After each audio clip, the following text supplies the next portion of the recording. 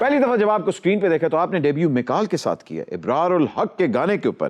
फिर आपको अनारकली के रूप में देखा, शुएब मंसूर साहब ने आपको पिक्चराइज किया।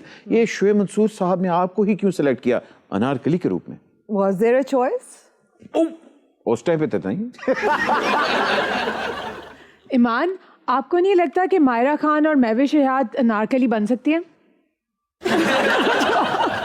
ये खामोशी है या पास या वेल लेफ्ट करूं? सुपर ओवर में आपने वेल लेफ्ट की बॉल। अब पीछे जाके और चीजें पास करने की नहीं रह गई, अभी आजकल बहुत कर रही हूँ। I am passing on a lot of work. अच्छा, यू आर पासिंग, ठीक है, मगर फिर भी आपने जवाब नहीं दिया। ईमान, अगर मिली गई तो बताओ कि नदीम बेग ने पंजाब नहीं जाऊंगी पहले आपको ऑफर की थी, तो आपने क्यों नहीं की? तो जो बाकी सारी ऑफर की थी उसके बारे में तो आप पूछ नहीं रहे। अच्छा, तो आप बता दें और कौन कौन सी आपको फिल्में ऑफर? देखो, आपके पास टाइम नहीं होता, वरना मैंने तो पूछते ही रहना था।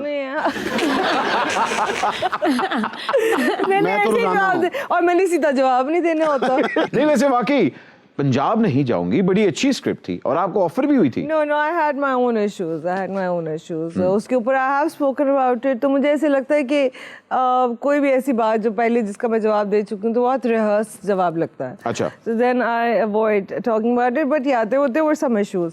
और वो 4 दिन पहले, मतलब शूट पे जाने से पहले 4 दिन पहले तक हम लोग रीडिंग्स कर रहे थे। हाँ। So उसमें थे मेरे कोई इश्यूज, वो जब मैं और आप बैठे होंगे ना, जब लोग नहीं होंगे तो फिर मैं आराम से। अच्छा, एक मिनट, हम कैमरा बंद करते। नहीं, अभी बादशाह साढ़े आके खड़ा हो जा। ये आए हुए ना डिनर पे, जो लोग आए हुए ना, इनके सामने नहीं बता सकती, बाद में बताऊंगी। ठीक है, ठीक है, ओके नदीम, बाद में पूछेंगे।